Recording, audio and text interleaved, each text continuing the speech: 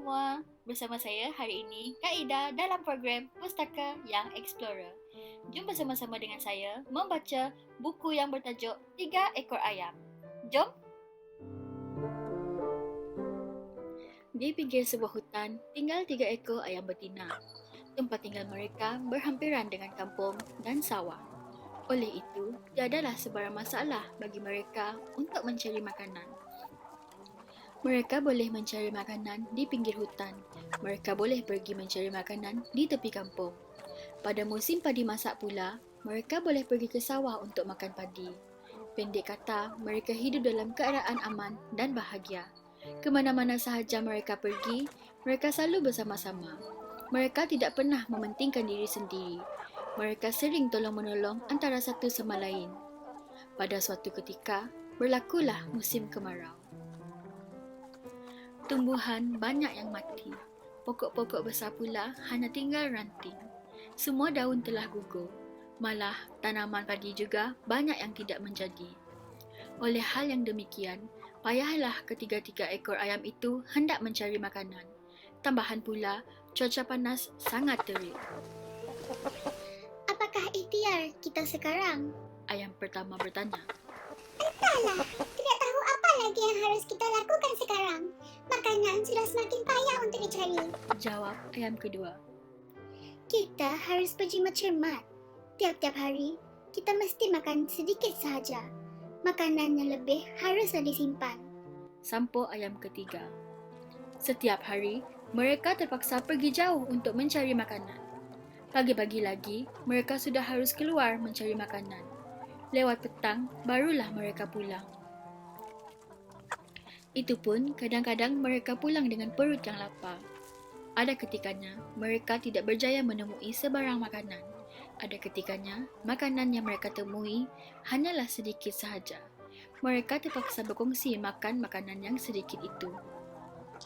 Kalau musim kemarau ini berterusan, matilah kita sekali ini. Kata ayam kedua. Jangan mudah berputus asa. Kita harus tetap bersabar. Ayam pertama menasihatinya.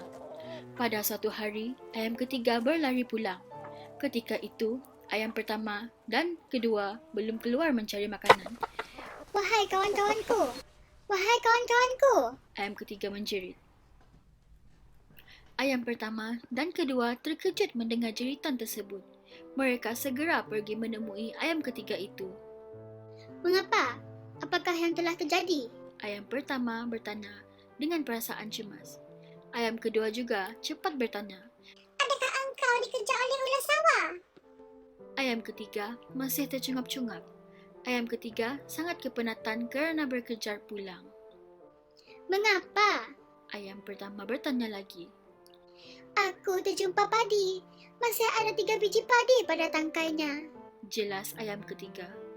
Gembiralah ayam pertama dan kedua mendengar berita itu. Tanpa berlengah lagi, mereka segera pergi ke tempat itu. Melelehlah air liur mereka melihat padi itu. Mereka sangat kempunan hendak makan padi. Sudah lama mereka tidak makan padi. Mereka lalu memetik padi itu. Tetapi sebelum sempat mereka makan padi itu, tiba-tiba ayam pertama bersuara. Wahai kawan-kawanku, janganlah kita makan padi ini. Kata ayam pertama. Ayam kedua dan ketiga berasa sangat hairan mendengar kata-kata itu. Mengapakah pula begitu? Tanya ayam kedua. Lebih baiklah kita simpan padi ini. Besok-besok kita boleh tanam padi ini. Apabila berbuah, tangkainya mengeluarkan lebih banyak padi. Ayam pertama memberi cadangan. Apabila masak, bolehlah kita makan. Kata ayam pertama lagi. Ayam kedua dan ketiga bersetuju dengan cadangan itu. Melelehlah air liur mereka berdua kerana sangat teringin makan padi itu. Tetapi apa boleh buat? Mereka terpaksa patuh pada nasihat tersebut. Mereka lalu menyimpan 3 biji padi itu di bawah tempurung. Sang tikus tidak akan tahu kita menyembunyikan padi ini di sini. Ujar ayam pertama. Mereka sangat gembira.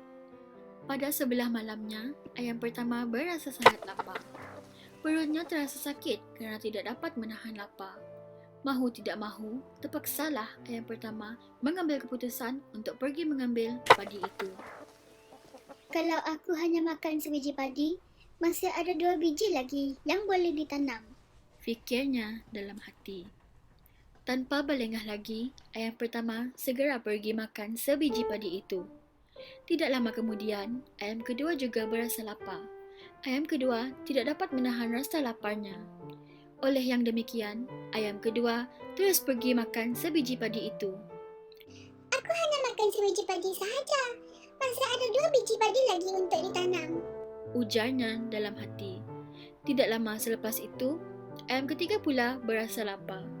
Lagipun, sejak siang tadi, ayam ketiga memang sangat terliur hendak makan padi. Tentulah tidak mengapa. Kalau aku hanya makan sebiji padi sahaja, masih ada 2 biji padi lagi untuk ditanam. Fikirnya dalam hati. Tanpa bertangguh-tangguh lagi, ayam ketiga segera pergi makan sebiji padi itu. Kira-kira sebulan kemudian, barulah tiba musim hujan. Mereka bersorak-sorak kegembiraan. Mereka tahu tumbuh-tumbuhan akan hidup subur semula. Marilah kita pergi menanam padi simpanan kita. Kata ayam pertama. Mereka lalu pergi ke tempat tempurung itu. Tetapi alangkah terkejutnya mereka kerana mendapati sudah tiada sebiji padi pun lagi. Aku hanya makan sebiji padi saja. Tetapi bagaimanakah 2 biji padi lagi itu boleh hilang? Kata ayam pertama. Ayam kedua dan ketiga turut menceritakan kisah sebenar. Aku hanya makan sebiji padi saja. Ujar ayam kedua. Aku juga hanya makan sebiji padi saja. Jelas ayam ketiga pula. Itulah sebabnya semua padi kita sudah tak ada lagi. Sampuk ayam pertama. Mereka berasa sangat malu atas perbuatan mereka itu. Mereka berasa sangat menyesal kerana mereka mementingkan diri sendiri. Akibatnya, semua padi itu sudah tiada lagi. Oleh yang demikian, tiadalah dapat mereka menanam padi itu. Dah habis. Jadi, adik-adik, apakah nilai murni yang kita dapat belajar dari cerita 3 ekor ayam ini tadi? Antara nilai murni yang telah dipelajari adalah kita haruslah sentiasa bersikap jujur, amanah dan bertanggungjawab dalam kehidupan seharian kita. Jangan jadi seperti 3 ekor ayam ini tadi. Kerana terlalu mementingkan diri sendiri, mereka menjadi tidak amanah dan telah membawa kerugian terhadap diri sendiri. Baiklah adik-adik, ini saja untuk hari ini. Bye!